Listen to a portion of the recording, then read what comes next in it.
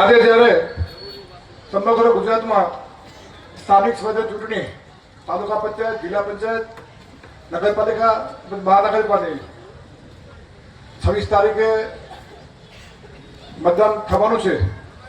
તે પ્રસંગે આજે સુખપર જિલ્લા પંચાયત, સુખપર તાલુકા પંચાયત 1, સુખપર તાલુકા પંચાયત 2 ના કાર્યાલયના ઉદ્ઘાટન પ્રસંગે પધારેલ આપણા લોકલ ધારાસભ્ય શ્રી કેશુભાઈ પટેલ તેમજ જિલ્લા પંચાયત ઉમેદવાર અને તાલુકા પંચાયતના માજી પ્રમુખ શ્રી હરીશભાઈ ભંડેરી, જેમણે હમણાં વાત કરી પ્રવીણભાઈએ કે જ્યારે ભાજપ 90 થી 95ની સાલમાં એકદમ સંઘર્ષ કરી રહી હતું અને જેમ સીજીભાઈ કીધું કે કોઈ કાર્યકરો નહોતા, એવા આ ભારતીય જનતા પાર્ટીના પાયાના પથ્થર જેને કહેવાય એવા સીજીભાઈ પાદરા, આપણા લેવા પડે સમાજના અગ્રણી શ્રી પ્રવીણભાઈ પિંડોરિયા, આજ ગામના પ્રમુખ આજ ગામના શ્રી સરપંચ શ્રી માવજીભાઈ, દેવસીભાઈ ઉપસરપંચ શ્રી મંજીભાઈ, રામજીભાઈ, તેમજ તાલુકા પંચાયતની જે ઉમેદવારીની તક ભારતીય જનતા પાર્ટી આપી છે એવા લક્ષ્મીબેન અને છેલ્લી ટર્મમાં જિલ્લા પંચાયત એના ઉપપ્રમુખ તરીકે જે સેવા બજાવી છે મનીષાબેન, મંચસ્થ મહેમાનો, ગ્રામજનો, ભાઈઓ તથા બહેનો.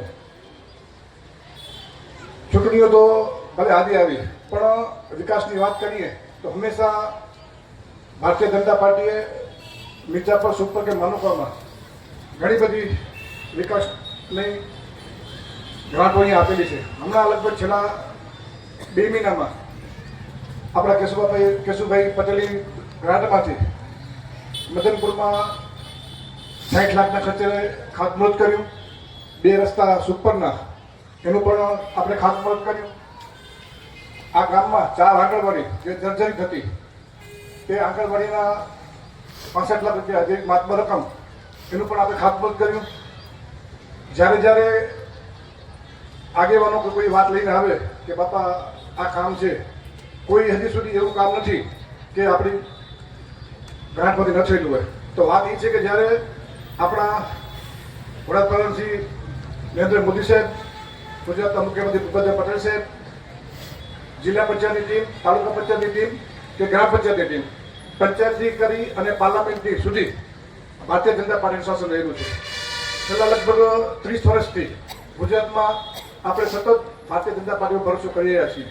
તો આવનારા દિવસોમાં પણ આપણે જીત તો થવાની જ છે, પણ આ જીત જે ગત ટર્મમાં પ્રવીણભાઈએ વાત કરી કે જિલ્લા પંચાયતની 10,000ની લીડ જે લગભગ ગત જિલ્લામાં પ્રથમ નંબર હતી, એવી જ રીતે સુપર 2ની સીટ જેના ઉપર હું લડ્યો હતો 2,992ની લીડ એટલે કે 3,000ની લીડ, અને સુપર 1માંથી 2,200ની લીડ એટલે 5,200ની લીડ તાલુકા પંચાયતમાં મળી હતી અને 10,000ની લીડ આપણે આખા જિલ્લા પંચાયતમાં મળી હતી. તો હંમેશા 1995થી જ્યારે ગુજરાતમાં ભાજપની સરકારની સ્થાપના થઈ ત્યારથી આ ગામ હંમેશા ભારતીય જનતા પાર્ટી સાથે જોડાયેલા છે અને હજી પણ રહેશે.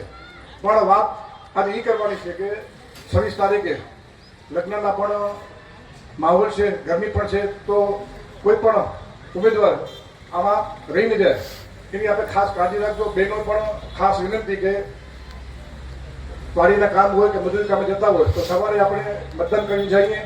બપોરે પણ દુકાનો હોય તો દુકાનવાળા બપોરે મતદાન કરી વ્યવસ્થિત આયોજન કરી અને સાંજે પણ 5 વાગ્યા પછી પણ વધારે મતદાન થાય.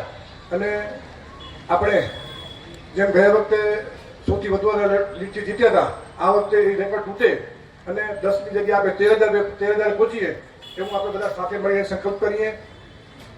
જે કાંઈ કામો થયા છે, બાપા હંમેશા કહેતા હોય કે વિકાસ એક એવી વસ્તુ છે કે ટીકોલી પૂરી થતી નથી. તમે 4 રસ્તા બનાવો તો બીજા 4 રસ્તાની માગણી આવે. હંમેશા જેમ વસ્તીઓ વધે તેમ વિસ્તાર વધતા હોય. તમે પણ જોયું હશે કે ભુજની બાજુમાં કેટલા બધા રસ્તાના કામો પાસ થયા. આ રસ્તો સતત ટ્રાફિકથી રહે છે. તો ભુજથી નખત્રાણા બાયપાસ એ પણ બાપાની મહેનતથી એ પણ મંજૂર થયો છે. નખત્રાણાથી માતાના મઠ એ પણ રસ્તો પાસ થઈ ગયો છે. આ ભુજમાં હંમેશા બહુ બધી ટ્રાફિકો રહે છે. તો બાપાના અથક પ્રયત્નથી આપણે સેફટીથી માનવપુરા બાયપાસ એટલે પુષ્કળ પ્રમાણમાં બાયપાસો રસ્તાના કામો કેશુબાપાના સખત પ્રયત્ન થયા છે.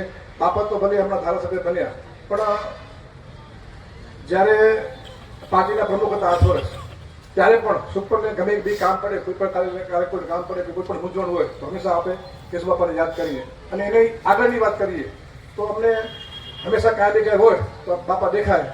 બાપા ભલે ગુસ્સો કરે, ઠપકો આપે, પણ હંમેશા સાચું કામ હોય તો બાપાનું કામ પૂરું થતું હોય. તો એવા રાતભર આપણી નીચે છે. તો તમને બધાને હું ફરીને વિનંતી કરું છું કે વધારેમાં વધારે મતથી આપણે જીતી અને ભારતીય જનતા પાર્ટીમાં આપણું જે મોદી સાહેબ મહેનત કરી રહ્યા છે તેમાં આપણે પણ એક મત આપી અને એક આપણું સાવ કરીએ એ બધી હું તમને અપીલ કરાવું છું. ભારત માતા કી જય.